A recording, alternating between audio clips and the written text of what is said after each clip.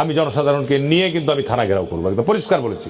আসন্ন জাতীয় সংসদ নির্বাচনকে সামনে রেখে আওয়ামী লীগের নেতাকর্মীদের গ্রেপ্তার নিয়ে কড়া হুঁশিয়ারি দিয়েছেন বিএনপির চেয়ারপারসনের উপদেষ্টা ও চাঁপাইনবাবগঞ্জ ৩ আসনে বিএনপি মনোনীত প্রার্থী হারুনুর রশিদ। তিনি বলেছেন, এই সময়ে আওয়ামী লীগের নেতাকর্মীদের গ্রেপ্তার করা হলে থানা ঘেরাও করা হবে। হারুনুর রশিদ বলেন, নির্বাচনে কাকে ভোট দেবে এটা আওয়ামী লীগের সমর্থকদের নিজস্ব সিদ্ধান্ত, তবে এভাবে গ্রেপ্তার অভিযান চালালে বিএনপি প্রার্থীদের ভোট কমে যেতে পারে। শুক্রবার চাঁপাইনবাবগঞ্জ পৌরসভার নয়াগোলা এলাকায় আয়োজিত ক্রিকেট টুর্নামেন্টে প্রধান অতিথির বক্তব্যে তিনি এসব কথা বলেন। এ সময় তিনি আরও বলেন, আওয়ামী লীগ এখন নির্বাচন করছে না।